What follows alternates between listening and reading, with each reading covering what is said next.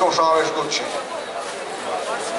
এই সমাবেশে সভাপতিত্ব করবার জন্য আমি বামফ্রন্টের অন্যতম নেতা, মার্ক্সবাদী কমিউনিস্ট পার্টি কলকাতা জেলা কমিটির সম্পাদক কমরেড নিরঞ্জন চ্যাটার্জির নাম প্রস্তাব করছি।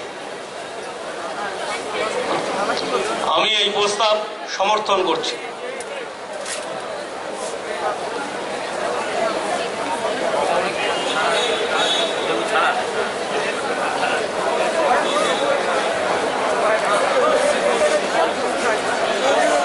কমরেডস, বন্ধুগণ, মা ও বোনেরা, আমরা এখানে সমবেত হয়েছি সকলের জন্য রেশন কার্ড, ত্রুটিমুক্ত রেশন কার্ড, সে ডিজিটালি হোক আর অডিজিটালি হোক, তার ব্যবস্থা এবং এই ডিজিটালের নামে যে দুর্নীতি বা ডিজিটালের নামে যে দলবাজি হলো তার প্রতিবাদে এখানে আমরা সমবেত হয়েছি। এখন সভা করার ক্ষেত্রে পুলিশ প্রশাসনের সাথে গত কয়েকদিন ধরে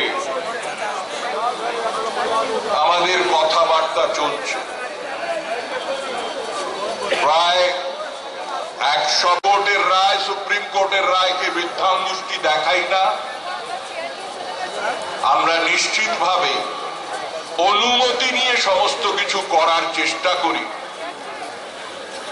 এবং সেখানে দাঁড়িয়ে ভবিষ্যতেও তা করব। কে অনুমতি দিল আর কে দিল না, এখানে যদি পক্ষপাতমূলক কিছু হয় তার প্রতিবাদও আমরা করব। পুলিশ কেস দেয়। আমরা যখন 24 ঘন্টার অবস্থান করেছিলাম ভিক্টোরিয়া হাউসের সামনে, তখন পুলিশ প্রশাসনের পক্ষ থেকে বলা হয়েছিল যে আপনারা ওখানে করবেন না। পরে তারাই বলেন রাস্তার এপারে করবেন না, ওপারে করুন, ইনকাম ট্যাক্সের দিকে। তাদের সাথে কথা মতন মঞ্চ তৈরি হয়, অবস্থানের জন্য ছাউনি তৈরি হয়, 24 ঘন্টা অবস্থান চলে। তারপরেও পুলিশ কেস দিয়েছেন এবং সে কেসে যা হবে হবে। আদালত যদি ডেকে পাঠায় আমরা হাজিরা দেব। সেখানে কেস দেয়া হয়েছে।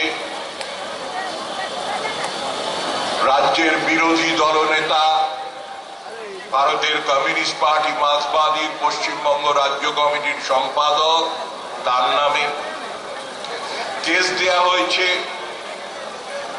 রাজ্যের বামফ্রন্টের চেয়ারম্যান কমরেড বিমান বসুর নামে, আর বাকি তো আছেই। এক্ষেত্রেও তাই হবে। খাদ্য সুরক্ষা আইন হয়েছে, তা চালু করার কথা গত সেপ্টেম্বর মাস থেকে। রাজ্য চালু করে।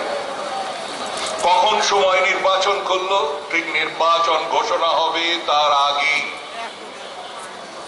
বাজারে এই রেশন কার্ড বিলির মধ্য দিয়ে তারা তাদের নির্বাচনী ফয়দা তুলবেন গরিব মানুষকে রেশন, ডিজিটাল রেশন কার্ড দিয়ে।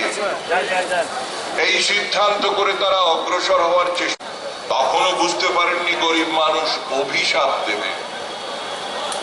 বাস্তবটা কি হলো? 5.5 কোটির মতন মানুষ যারা কেন্দ্রীয় সরকারের খাদ্য সুরক্ষা আইনের আওতাধীন হয়েছেন, যেখানে রাজ্যে 9 কোটি 23 লক্ষ মানুষ বর্তমান পর্যায়ে রেশন পাওয়ার অধিকারী, রেশন তুলতে পারেন, তোলেন। 9 কোটি 23 লক্ষ রেশন গ্রাহকের মধ্যে মাত্র 5 কোটি 49 লক্ষ, 5.5 কোটি সহজ কথায়, তারা দেবো 13 টাকায় চাল আর 9 টাকায় গম। মানুষের সরকার এই না হলে হয়? গরিব মানুষের তাকে 9 টাকায় চাল পেত, তাকে 13 টাকায় চাল কিনতে হবে। এই ব্যবস্থার মধ্য দিয়ে উনি পরিকল্পিতভাবে রাজ্যের উন্নয়নের নামে উন্নয়ন উন্নয়ন উন্নয়ন সেই উন্নয়নের নামে গরিব মানুষের পকেট কেটে 5 টাকা বাড়িয়ে নিলেন, রাজ্য কোষাগারে জমা করার ব্যবস্থা করলেন। 152 কোটি টাকা নিজের কোষাগারে, রাজ্য কোষাগারে জমা করা। মানুষকে কিভাবে বিভ্রান্ত করা, বোকা বানানো, বঞ্চিত করা, কোন ভাষায় বলবো, ভাষা আসে না। এই বঞ্চনা তো হলো, কিন্তু তার থেকে বড় বঞ্চনা তো অপেক্ষা করছে। যারা ডিজিটাল কার্ড পেয়েছেন তাদের অভিজ্ঞতা কি? নাম জগন্নাথ সাঁতরা, বাবার নাম নির্মল কোলে।